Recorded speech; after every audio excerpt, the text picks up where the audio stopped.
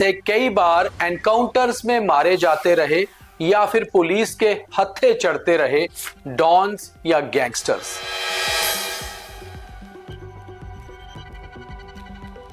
आज आपको यही कहानी सुनाएंगे हम। और ऐसा पहली बार नहीं हुआ है, बहुत बार होता रहा है जब गर्लफ्रेंड, महिला मित्र या फिर मोहब्बत ये कहीं ना कहीं गैंगस्टर्स को मरवाती रही है। और या ऐसा कहें कि पुलिस के लिए ये कहीं ना कहीं इन्वेस्टिगेशन में एक बड़ी सफलता बनती रही है। ऐसा ही हुआ गटारू हत्याकांड में भी, जहां एक एक्यूज्ड शूटर की गर्लफ्रेंड ही उसकी गिरफ्तारी का कारण बनी।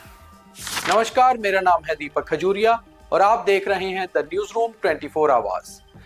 हम आपको हमेशा से ही अलग क्राइम स्टोरीज सुनाते हैं ताकि आप समझ पाएं कि क्राइम स्टोरीज के अलग अलग एंगल क्या होते हैं, मगर आज क्राइम के बीच में कहीं ना कहीं रोमांस भी आता है। और ये रोमांस है गटारू हत्याकांड में शामिल एक शूटर की गर्लफ्रेंड, जिसकी वजह से तार जुड़ते गए और आखिरकार वो शूटर पुलिस के हत्थे चढ़ा दिल्ली से, और उसके बाद उसे गिरफ्तार कर लिया गया और उसके साथ कुछ और लोगों को भी। मगर थोड़ी सी हिस्ट्री में चलते हैं कि गैंगस्टर्स की गर्लफ्रेंड्स कई बार उनके एनकाउंटर्स, उनकी मौत का भी कारण बने। उत्तर प्रदेश के एक नामी डॉन श्री प्रकाश शुक्ला, जिसका एनकाउंटर उत्तर प्रदेश के गाजियाबाद में हुआ 22 सितंबर 1998 को, और उत्तर प्रदेश पुलिस को स्पेशल टास्क फोर्स बनानी पड़ी इस डॉन को मारने के लिए।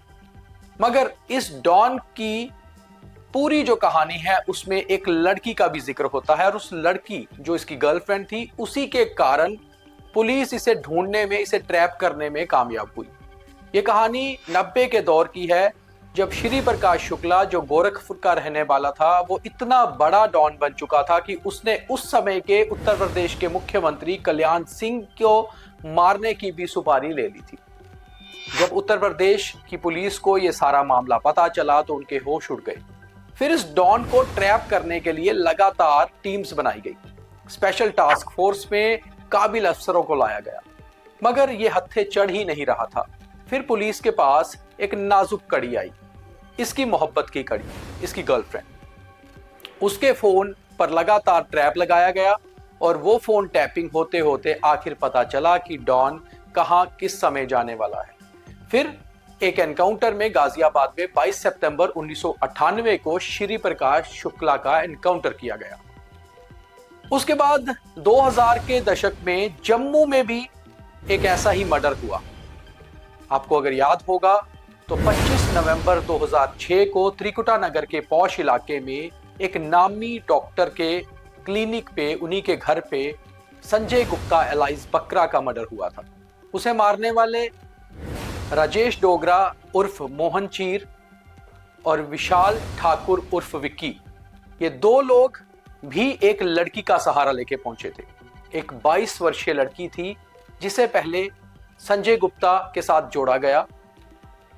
उसके बाद जब वो उसकी गर्लफ्रेंड बन गई तो उससे पूरी डिटेल निकाली गई कि आखिर गैंगस्टर संजय गुप्ता एलाइज बकरा किस समय कहां कहां जाता है, और फिर वहां से सारी इंफॉर्मेशन निकालकर ऑपोजिट गैंग ने वहां उसका जो है मुठभेड़ हुई और वहां पर उसको मार गिराया।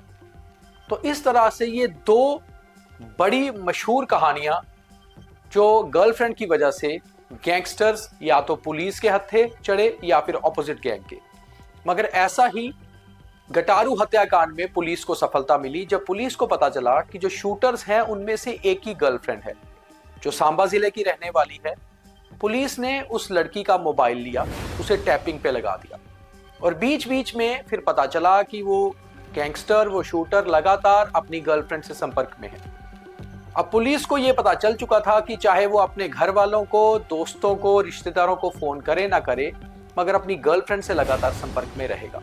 आखिर मोहब्बत कई बार कमजोर कड़ी भी होती है, और ये कमजोर कड़ी तब साबित हुई जब पुलिस धीरे धीरे इसे ट्रैप करते करते करते करते दिल्ली पहुंची, और फिर ये पता चला कि दिल्ली में अपने एक कजन ब्रदर की मदद से वो कहीं रुके हुए हैं। पुलिस ने उनके फ़ोन भी टैप पर लगाए और लगातार फ़ोन टैपिंग और फिजिकल ट्रैपिंग करते करते आखिर इन शूटर्स को दिल्ली के कश्मीरी गेट के आसपास के किसी इलाके से गिरफ्तार किया।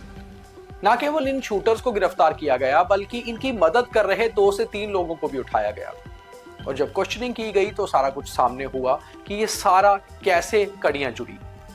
मगर एक पुलिस अधिकारी से हमारी बात हो रही थी जो कैमरा पे तो नहीं बोलना चाह रहे थे, मगर उन्होंने हमें बताया कि कहीं ना कहीं ये सारी मदद जो पुलिस को सफलता मिली, सारी कड़ी जुड़ी, ये उस महिला मित्र के ही फोन से हुआ जिसे लगातार वो गैंगस्टर फोन कर रहा था। चाहे वो फोन अलग अलग नंबरों से थे क्योंकि वो अपना फोन इस्तेमाल ना करके किसी का रास्ते में से फोन पकड़कर कॉल कर रहा था, मगर इससे लोकेशंस पता चलती जा रही थी कि आखिर वो कहां कहां जा रहे हैं, कहां कहां रुके हुए हैं, कहां कहां आगे जाने वाले हैं और पुलिस लगातार इस सारी चीजों को फॉलो करती गई। तो कहीं ना कहीं महिला, मोहब्बत, ये कमजोर कड़ियां होती हैं ऐसे सारे केसेस में, और कमजोर कड़ियां क्रिमिनल्स के लिए हो सकती हैं मगर सफलता होती है पुलिस के लिए। चाहे वो श्री प्रकाश शुक्ला का एनकाउंटर हो 1998 का और चाहे वो 2025 का गटारू हत्याकांड हो, पुलिस इन कमजोर कड़ियों से ही अपनी कड़ी को मजबूत करती है और केस सॉल्व करने में मदद मिलती है। तो आपने देखा किस तरह से महिलाओं के कारण, मोहब्बत के कारण, गर्लफ्रेंड्स के कारण ये गैंगस्टर्स, ये डॉन्स पकड़े जाते रहे या फिर मारे जाते रहे, मगर जो भी हो कानून को इसका लाभ मिलता ही है। उम्मीद है आपको ये पूरी स्टोरी सही लगी होगी। ज़्यादा से ज़्यादा लाइक, फॉलो, शेयर करिए। आगे भी हम आपको इसी तरह से कंफर्म स्टोरीज जो हैं वो बताते रहेंगे। बहुत धन्यवाद।